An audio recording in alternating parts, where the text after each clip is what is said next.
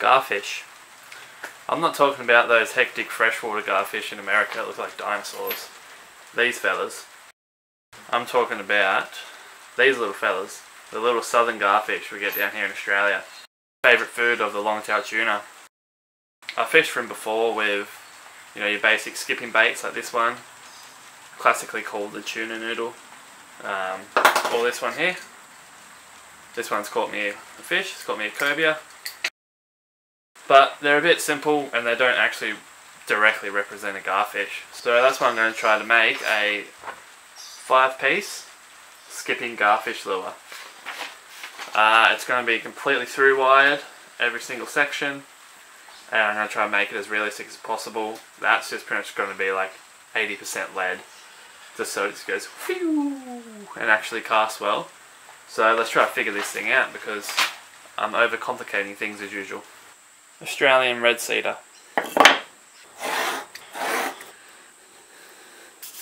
It's time for another incredibly exciting segment of Kai uses a bandsaw.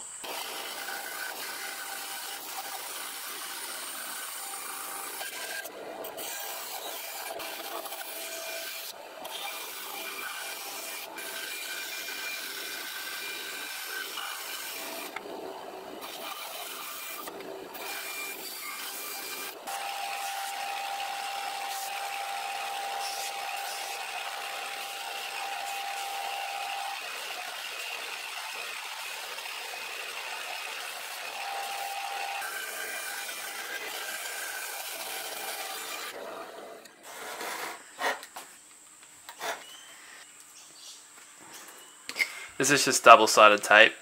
It's just what I use to stick the lure together when I split it in half to get the profile in right. It's very effective because it just allows me to split it in half to run the through wire through once I have finished shaping it all. Just marking out the profile now. It's just a basic, you know, kind of elongated teardrop shape. Really not much to it. I just need more timber in the tail so I can fit a real good chunk of lead in there. So as you can see, it's quite fat in the butt. It's not like a normal garfish where it's just like this thin the whole way through, because it's not going to be very aerodynamic to cast then. So I just widen it out towards the tail just to make it super aerodynamic, and I can actually get a bit of a the correct profile in the tail so I can actually cast really well and shimmy through the water. So I'll go cut this out, shape it up, and then do whatever has to be done after that.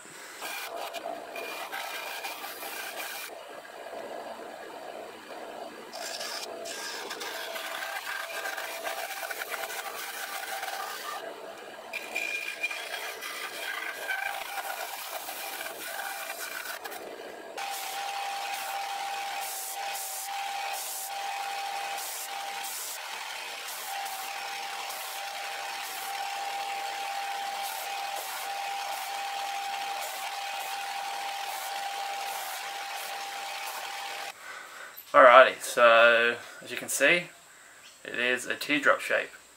Kind of like a poop. A teardrop poop. Never seen one of those before. Profiling is going to have a rounded tail in the back joint, and then the further up it gets towards the nose, it's going to flatten out a little bit more, and then the front head here will just be, you know, flat-sided. And my whole idea with having it jointed is I want the heaviest section of the tail to sit in the water, and when I've got my rod tip high and I'm winding it fast and I can put some action into the rod, so I'm like blah blah blah, bouncing it across. I don't just want it to like skip across like this. I want it to skip, but I also want it to go like that. I want the body to kind of move like this, like a fleeing fish jumping out of the water and kind of swimming through the air before they land. So that's my whole idea behind the joints.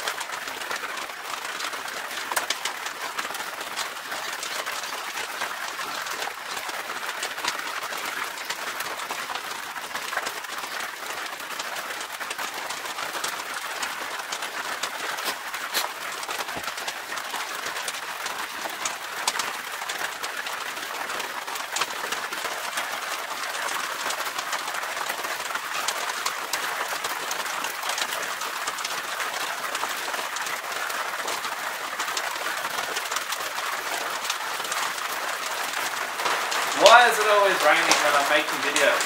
Alrighty, so got all the gills carved in. Just a very simple gill plate these guys have. And I've got all the profile done and sanded back. As you can see, it's quite rounded in the tail, and then it just goes back out into the rounded, just the rounded square edges. It's just going to be really aerodynamic when I cast it. Australian red cedar is a super nice wood to work with. It's a hardwood, but it's really buoyant and light, and it is really, really easy to carve and shape. I prefer it much more than Western red cedar. Take that, Canada. Oi! Don't be mean to Canada. Shit, sorry mate. I'm sorry. I love you, Canada.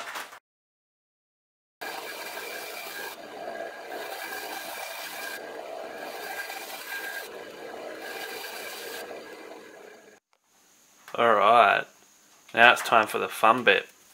Now I have to individually through wire every piece, and then with the loop that I leave out on one finished wire when it's glued together, I have to make the other through wire connected to that and then glue it into this section, and then leave a connector point, make a through wire connected to that, glue it into this section, and so on and so forth. So it's going to be extremely time consuming and very fiddly, but hopefully it'll be worth it. Man, this thing's like a jigsaw puzzle. I should have labelled them before I cut it, because now I'm trying to get them all in the right spot, and they're all flippy-flopped all over, and this and that, and whatnot. But I think I got it. Now let's Dremel these wire slots in.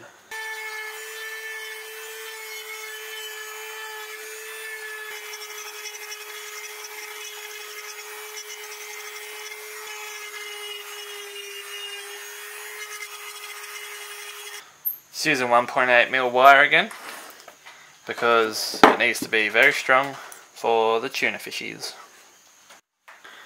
So what I'm going to do with the through wire is actually incorporate the lead into the through wire harness, and then with the Dremel, I'll Dremel in a slot for it and get it all sitting in there really smooth and nice, and that way it's all incorporated together all as one.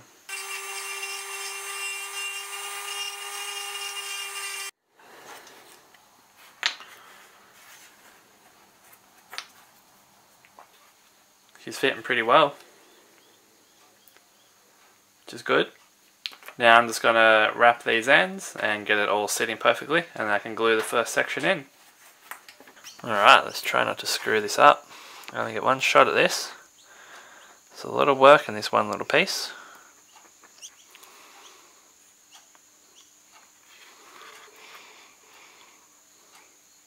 So she's all glued together, and I'll come back in an hour and take these bands off and then move on to the next part. Alrighty, this piece is ready to glue on. Quite big joints here, but that's alright. I guess it'll give me a whole lot of freedom of movement. So, you know, this whole lure was an experiment, so we'll see how it turns out in the end.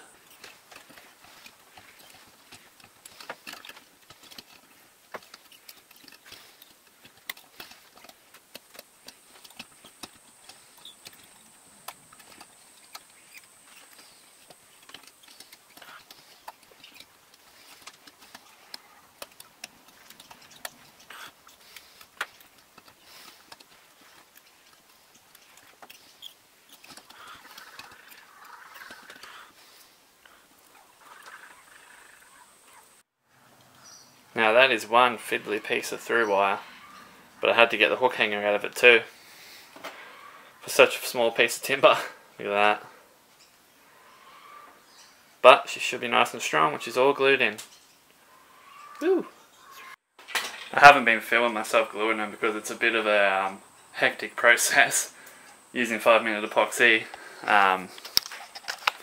But there she is, all glued up. As you can see, it's super messy.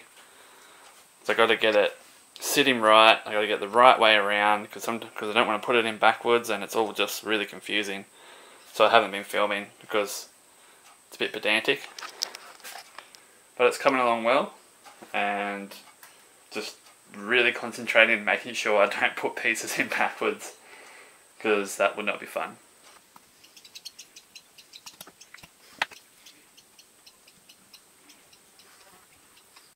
Alrighty, just got the last piece tied up.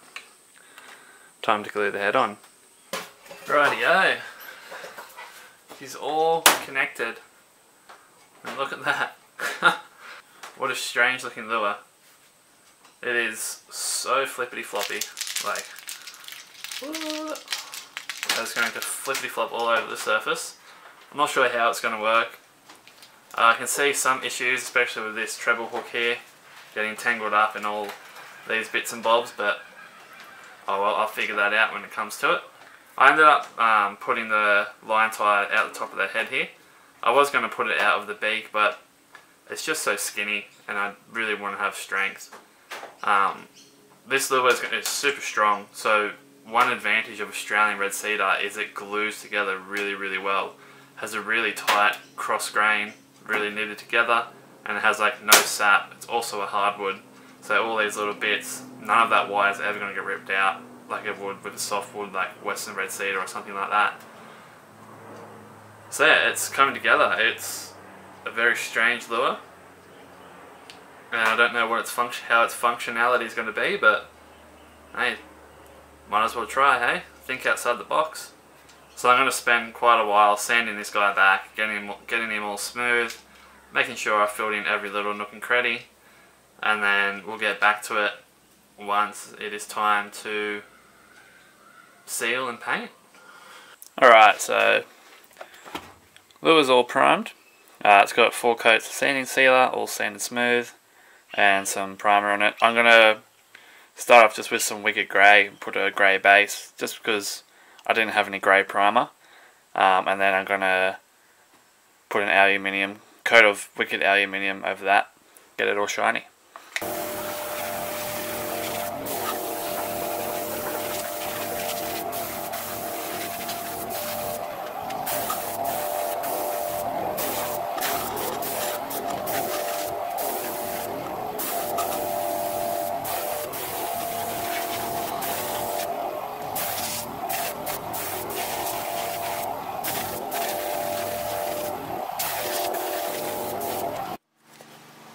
Alright, now we're going to go over with some Wicked aluminium, get it all nice and silvery.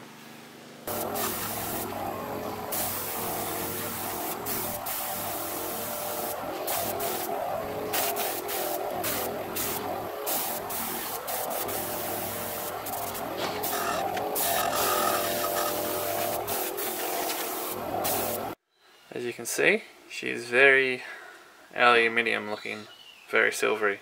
Looks great. It's a great base to lay down some transparent colours on. I'm going to keep this paint job nice and simple. Because the bait is so segmented and kind of complicated, it's going to be really hard to get all scale detail and stuff on there nice and evenly. So I'm just going to lay down a couple simple colours, I think, and just kind of simplify it. I might put a little bit of pattern in, but not sure yet. You know, Garfish are just very silvery fish. There's not a whole lot to them, so I'm just going to try and add a little bit of detail, but yeah, I might just kind of add on little bits here and there and see how I go. So now I'm just going to lay some detailed blue-green across the back.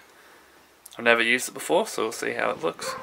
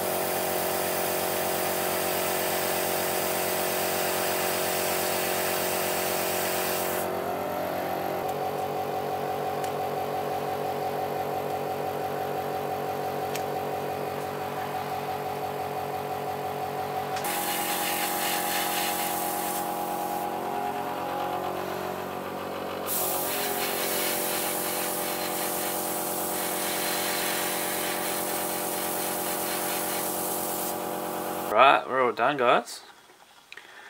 It's all twisting around now and getting all twisted up for the getting ready for the clear coat. I just put some eyes on.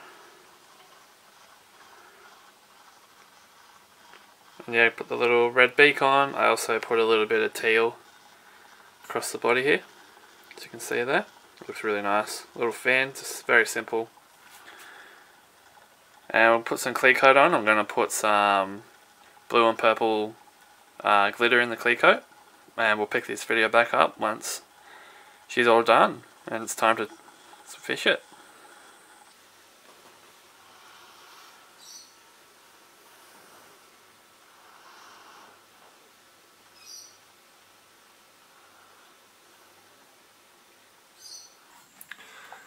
Alright, ladies and gentlemen, it's all finished. 5-piece garfish skipping bait.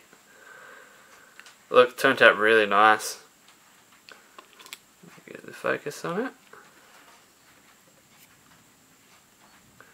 Got the nice platinum in the gills. As you can see, I got that colour shift purple pattern on the head too, which looks beautiful. Sorry, my camera doesn't want to focus. It's not a super realistic colour. I kind of just went with my own colour scheme really. I really love that colour shift purple and the black line on the back. It's also got some very small amount of subtle purple and blue glitter in the clear coat too. But yeah, I'm really happy with how it turned out. I was a bit sceptical at first. I wasn't super proud of the paint job. But once the clear coat went on, it really, all the colours popped. It turned out great. Now the final thing to do is to go swim test it and see if it actually works. Look at that. It looks great. Look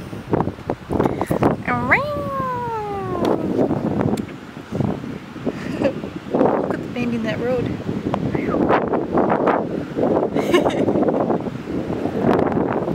A little bit of action.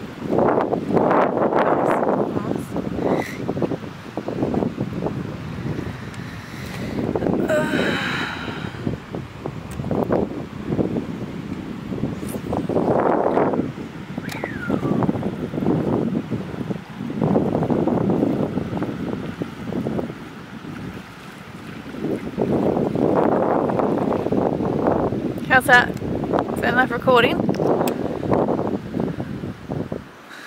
So what's your review on your product? It does exactly what it's not supposed to do. Will it catch you anything? It doesn't even move, it just sits there. It just like lifts the head out of the water and the butt drags behind. It doesn't wibbly wobble or anything. If I was a lure, that would be me. Oh, that's that though. Very nice. Don't know unless you try, eh? Hear that, boys? Don't know unless you try. Probably eat it. It's not going to be very lucky.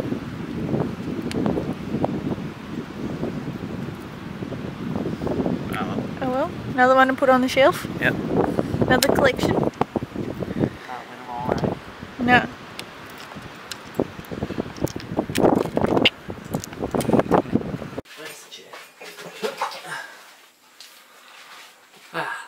Well, doesn't work, and I understand why skip baits are only 1 piece, because a 5-piece skip bait really, in the world of physics, does not function very well. All that happened was the tail would just anchor in, and then it would just get pulled tight like this. And it would just drag through the water. There was no skipping, no movement, no nothing. So the idea didn't come across the way I thought it would. But you know, that's why I make these weird things, just to see if they'll actually work. It looks really nice. I'm happy with how it turned out. I'm happy with the way I made it. Like, it's made very well. You know, it's quite a challenging build getting all these through wires in. Paint job looks quite nice too. So I now know that skip baits will from now on be one piece, and this does not work. So I'll chuck it up on the wall, hang it up, and yeah, forget it ever happened. Nah, she's alright. So this is just an experimental bait anyway. You know, you gotta think outside the box sometimes, because the box gets pretty boring if you don't. Alright guys, this video is done. Thank you for watching, and I should have a couple more coming out eventually. Things are a bit busy at the moment, so I will see you when I see you. Fare thee well.